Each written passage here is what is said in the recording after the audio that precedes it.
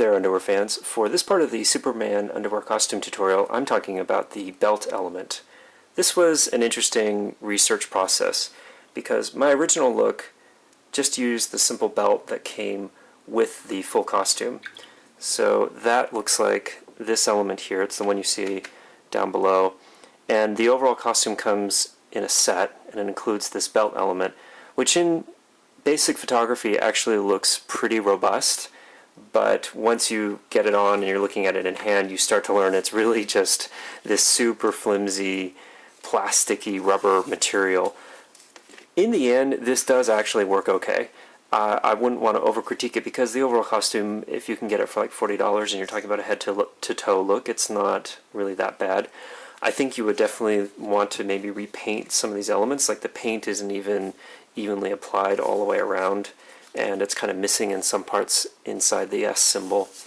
It just attaches by tying it with the fabric and back, so you notice that there's the front, which is the plastic material, and then by the time you get around just slightly to the sides, you've got a non-stretchable color match fabric, and it just ties around and back.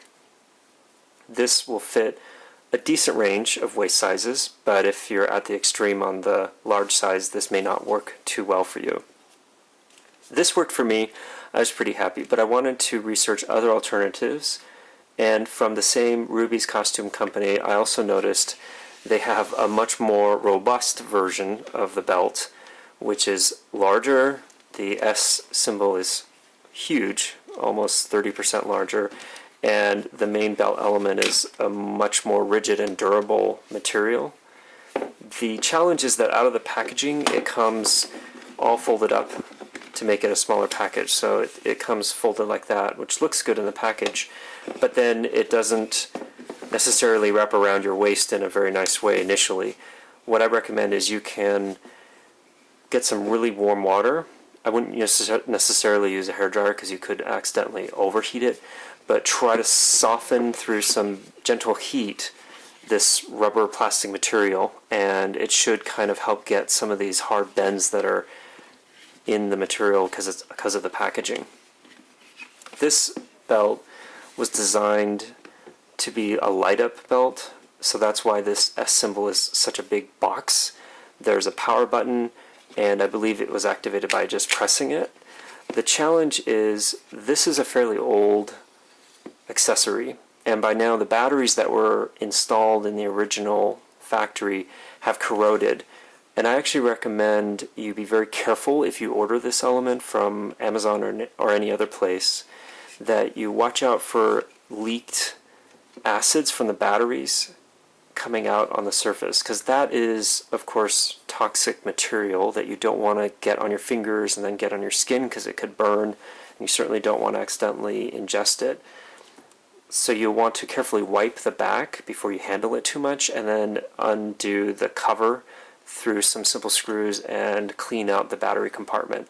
I haven't done that so far. I've wiped down the back, but I didn't use this for my own costume, but I wanted to make sure I had at least reviewed it and covered it. The attachment in back, instead of being fabric like the other version of the belt, is done just with these pegs that go into the holes, and once you get it through, it's going to hold its place really well.